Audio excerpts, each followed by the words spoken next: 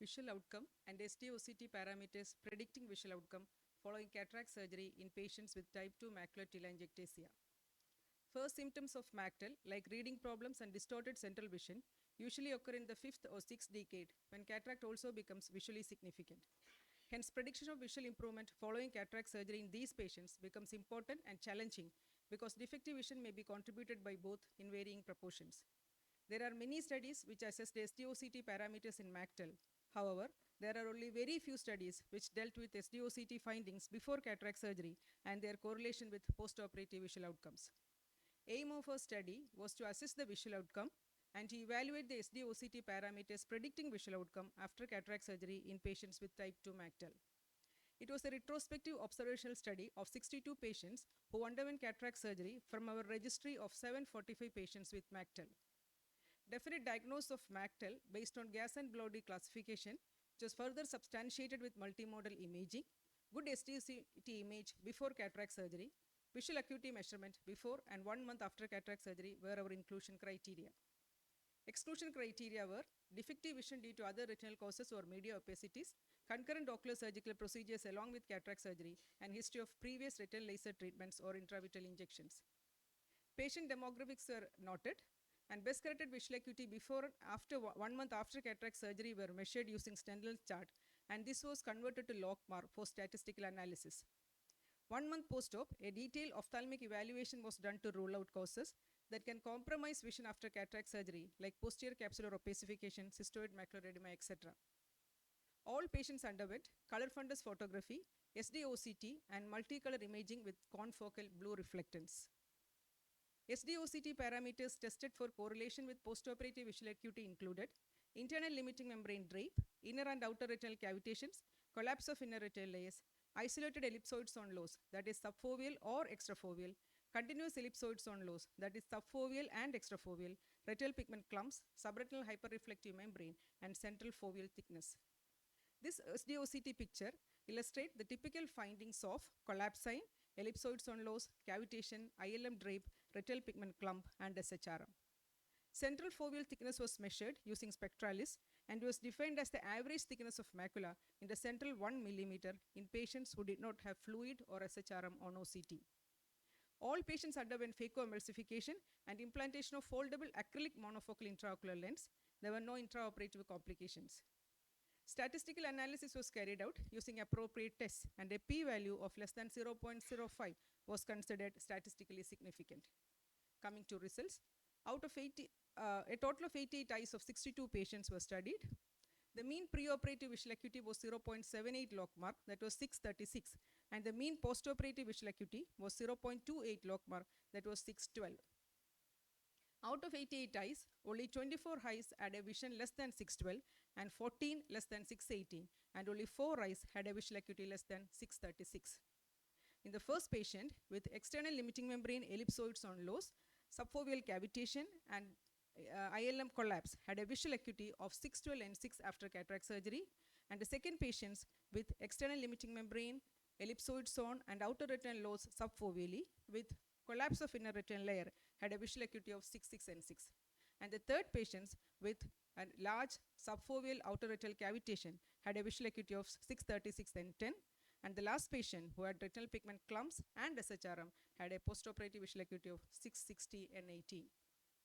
Univariate analysis of SD-OCT parameters showed significant association of collapse of inner retinal layers, continuous ellipsoid zone loss, retinal pigment clumps, and SHRM to be associated with a visual acuity of less than 612.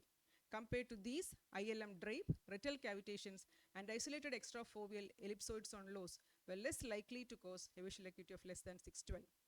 Patients with retinal pigment clumps and SHRM had 7 and 8.5 times higher risk of having poor visual outcome compared to those who did not have them.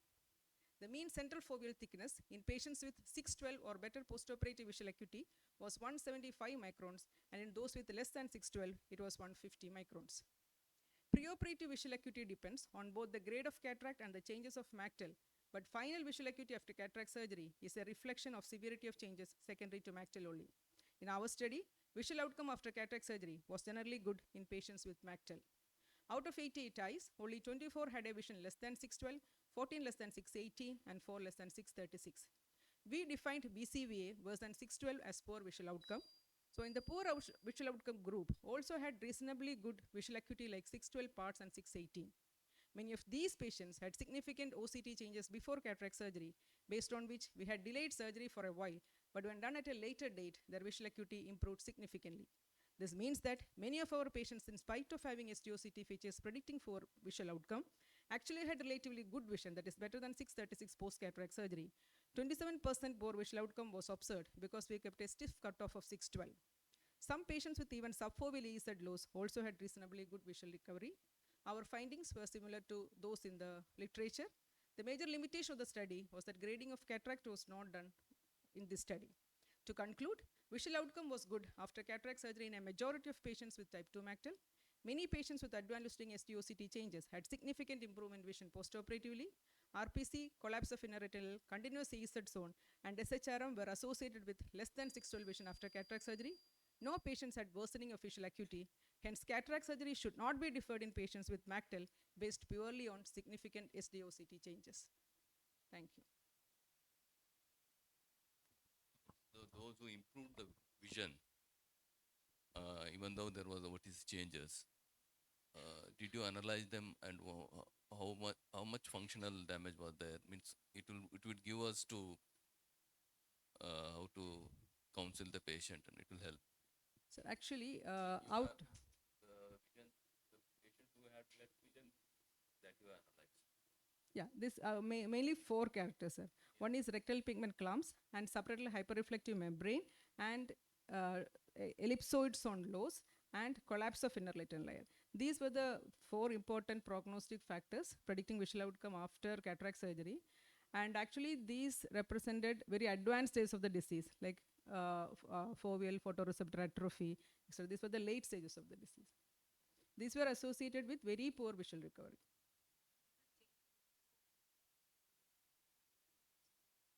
No, we didn't analyze that. We didn't analyze the pre and post. We analyzed only the visual outcome and preoperative SDOCT predictors of visual outcome after cataract surgery. Preoperative predictors. We didn't analyze the SDOCT after surgery, but none of the patients deteriorated after cataract surgery.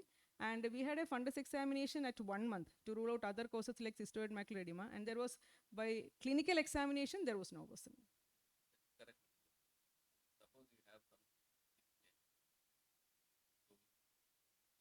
based on that, can we predict that patient will get a good vision? Because some of your patient had a good vision. Yes, sir. So these, can you help us to counsel the patient? Yeah, suppose there is a cavitations and ILM drape. These were associated, isolated extrafoveal EZ loss. These were associated with better visual outcome after cataract surgery. Did you look at?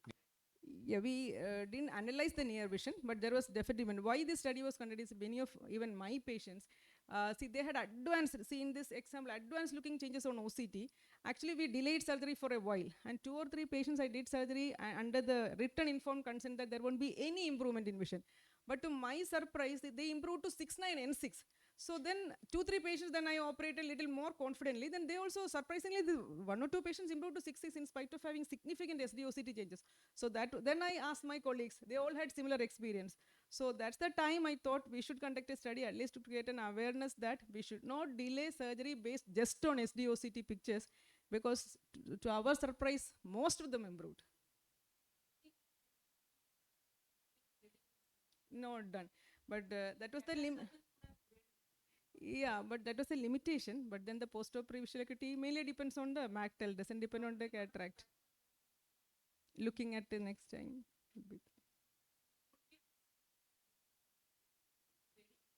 No, one thing was that, yes, a cataract definitely